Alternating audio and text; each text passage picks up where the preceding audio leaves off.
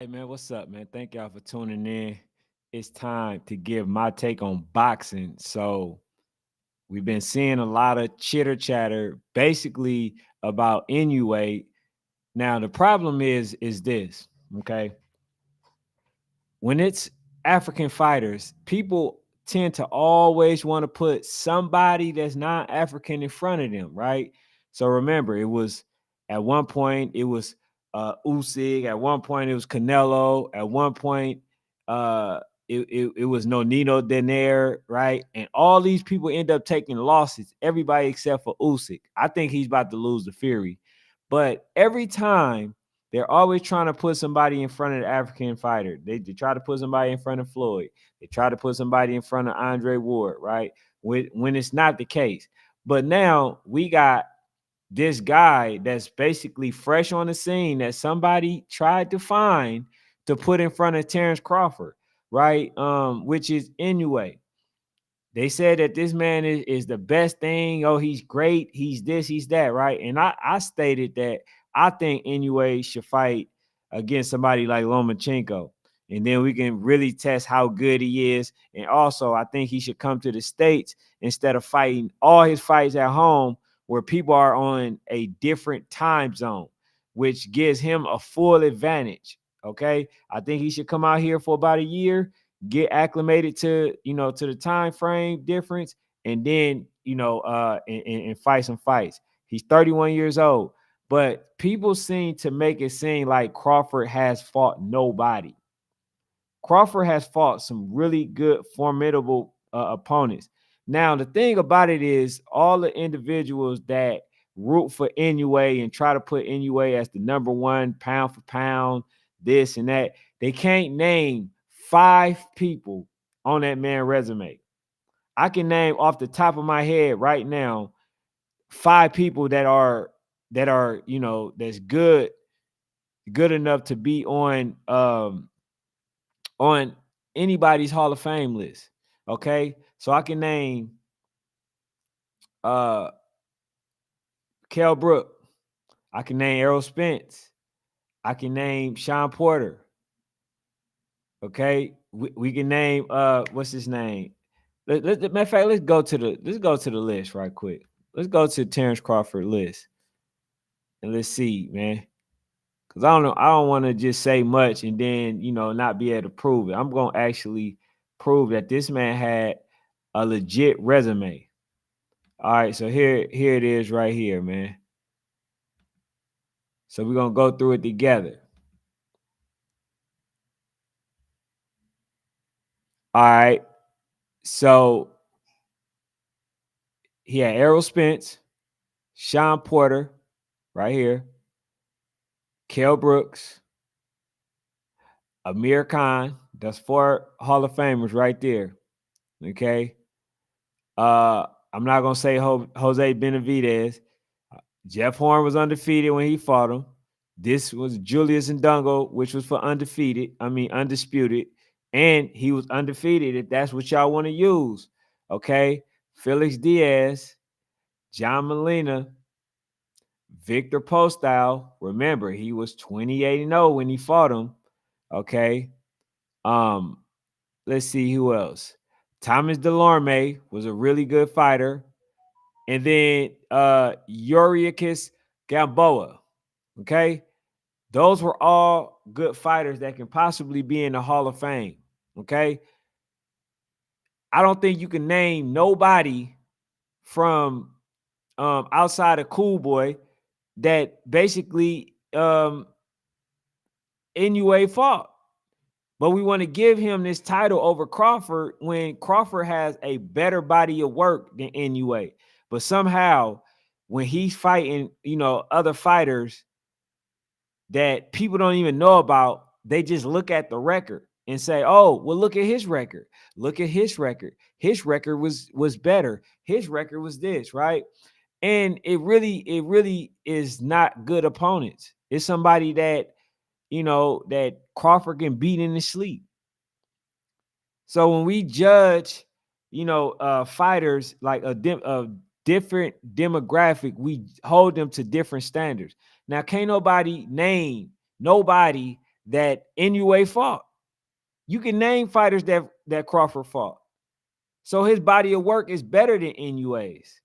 Crawford body of work is way better than Inoue's. So why would anybody give Inoue the pound for pound status? You know what I'm saying? Like he's a good fighter, but far as when we talk about great, I'll measure that if he fight Lomachenko. Because Lomachenko is about his size. Lomachenko is a very small fighter. If Inoue can beat Lomachenko, then I'm gonna give him great status. I'm gonna give him pound for pound status. I'll put him on a pound for pound if Inoue can beat Lomachenko. And can't nobody say, oh, well, he's too small. Well, ain't that what Manny Pacquiao did? Manny Pacquiao literally went up 8 divisions. So Inoue is pound for pound. Can't he do the same? Floyd Mayweather did the same. Floyd Mayweather, started at 135, went all the way up to like at one point 152, 154. So Inoue should be able to do it. Manny Pacquiao has done it. You have other greats who have done it, right? Terrence Crawford is doing it. We can't say that this man is pound for pound and then talk about, because he's undisputed in 2 weight divisions when he really not even fighting great caliber fighters.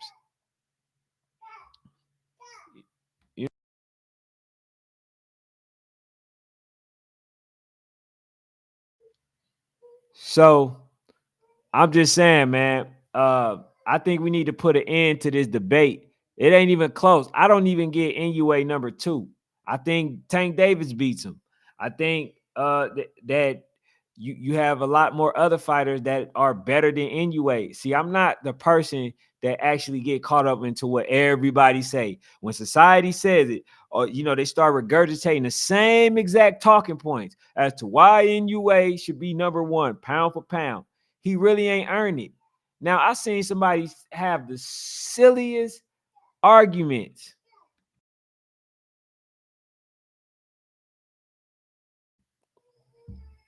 I seen some people have some of the silliest arguments trying to say that the reason why they feel like the reason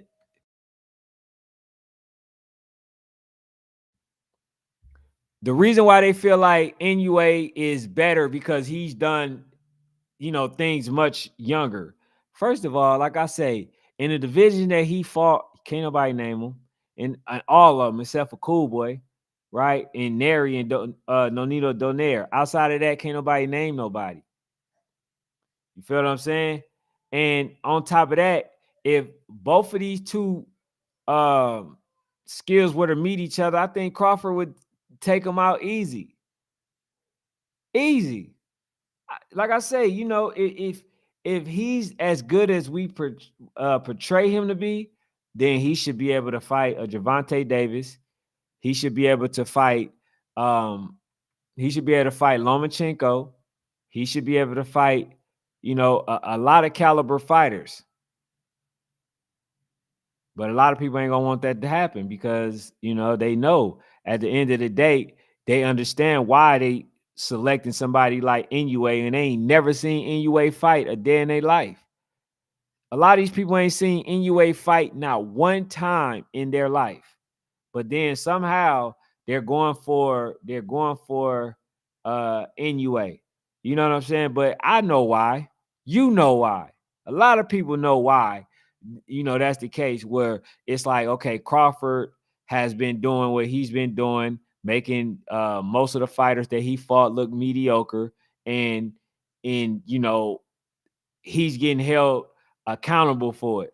But then you can get somebody like Fury, or you get somebody like Plant, or just any non-African fighter. You can get them if they do anything remotely as close as Crawford.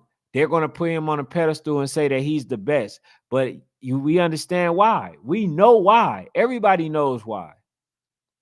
And it's a sad reality. You know what I'm saying? But I'm going to say, far as pound for pound, and matter of fact, let's look at Nonito. Let's look at Inoue. I want to look at Inoue I want to look at his box rec. Let's see what he bringing. All right, so I'm about to select it right now. So this is Inoue.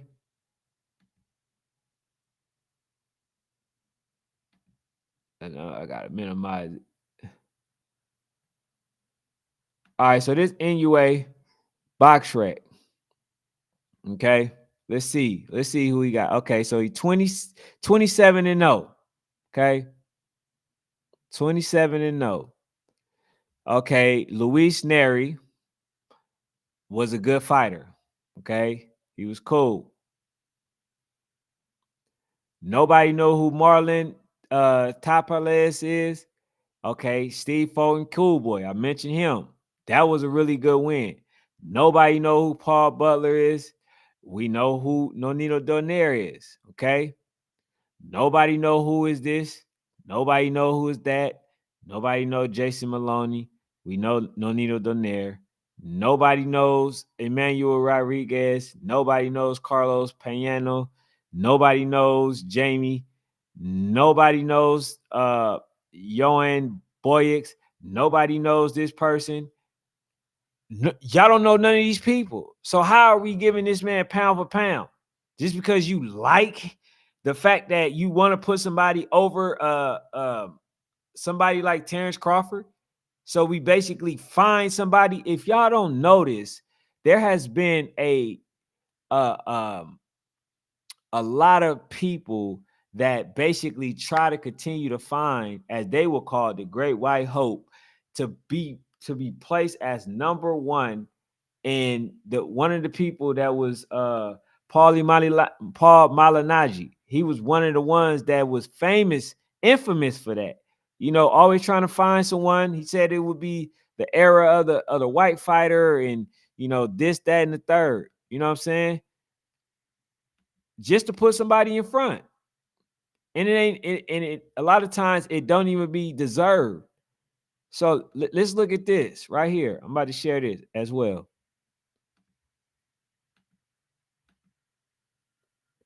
All right, if y'all can't see it, I'm about to read it. All right. So basically, this is Terrence Crawford. Um, and as you can see,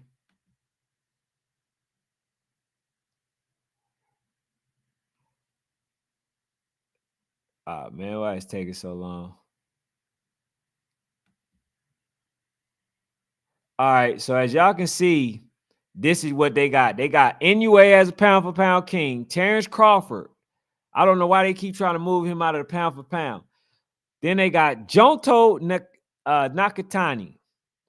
Saul Canelo Alvarez. Now, this is how you know this is a joke. This is how you know this is a joke.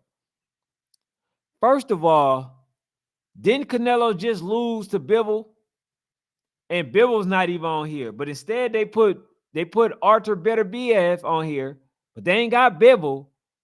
And then you got Sabril Matias. Shakur at number 5. Kenshiro Taraji, Arthur Beterbiev, Jesse Rodriguez.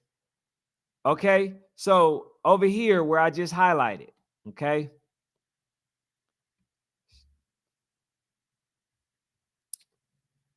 Turkey Alalashi says Inoue is a great fighter, but Crawford is pound for pound number 1.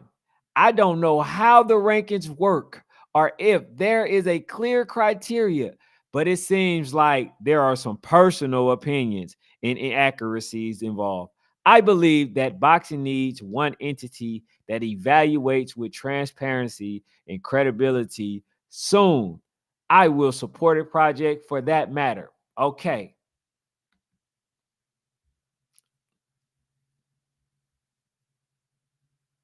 Do anybody know why they saying that? Do y'all know where they getting at when they make that statement? I do. They're basically saying that there are some people that are biased in order to create this type of list that really don't even make a lick of sense. Everybody know that Crawford is number 1. Everybody knows that that Canelo Alvarez is not no dang pound for pound. He's not no top 5. He's not even in the top 4. He's not no 4. Nakatani is not no number 3. This was a bias, literally a biased ranking system. Okay, Stevenson hasn't lost. Tank hasn't lost. He wasn't on there. Who else? Jerron Boots Ennis. All these fighters that they have on that list, that they had on that list, literally can be easily proven that they're not no top pound for pound fighter. This list right here made absolutely no sense at all. You cannot say this wasn't created from a biased standpoint.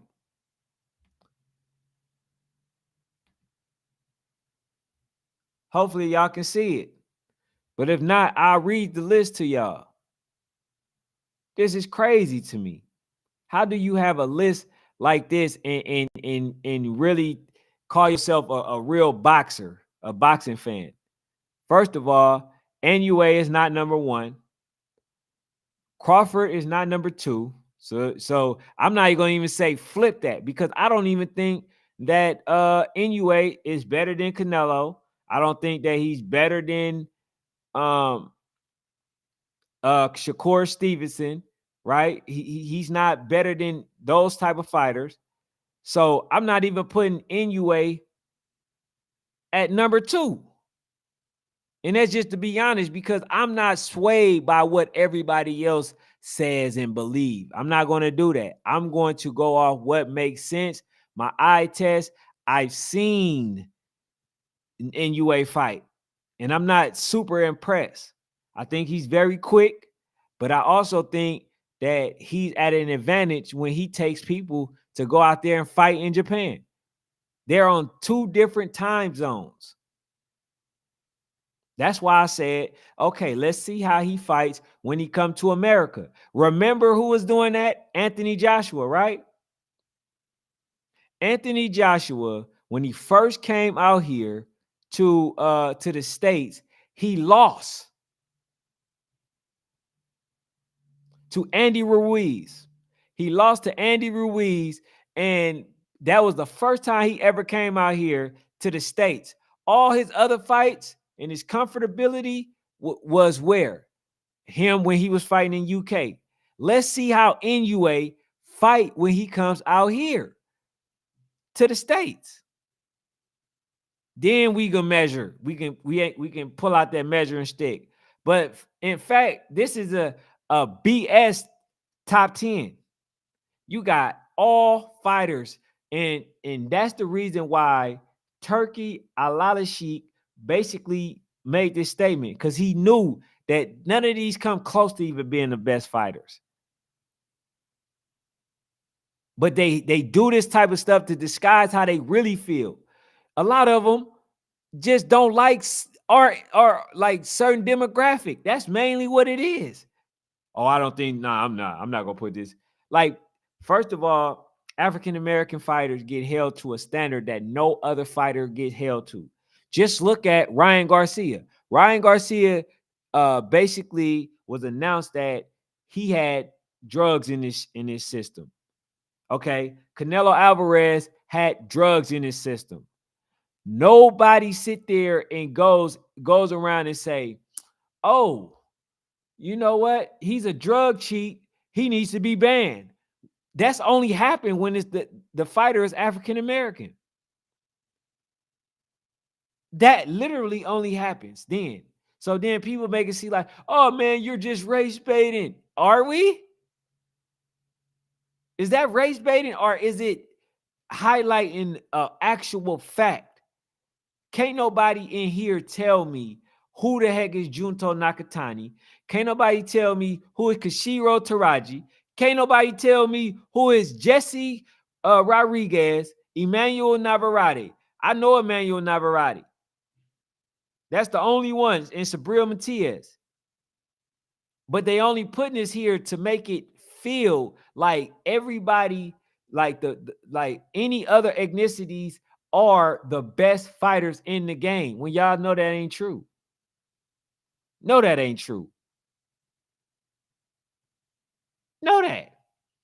You know what I'm saying? But like, man, I see what they was doing. I didn't get exactly why they was doing what they were doing. But it's unfortunate, but definitely not giving Inoue no pound for pound number one. And every time they do that, the fighter that they try to put that's non-African as number one to slight another one, to slight an African American, that fighter always end up losing. But like I said, man, Inoue, he needs to fight Lomachenko. Lomachenko is small, just like him. But and I think they can make weight together. I think they can meet at it. It really don't even have to be a catch weight because I think Lomachenko can literally go down all the way to 126 again and fight. You know what I'm saying? And not only that, I feel like Inoue can go up to 130 and fight. And they talked about doing it. So I don't see what will be the problem. But man, that's all I got for now, man. I appreciate y'all tuning in. If y'all like the content, definitely hit the subscribe button. And that's all I got for now, man. And that was my take. So I'm out.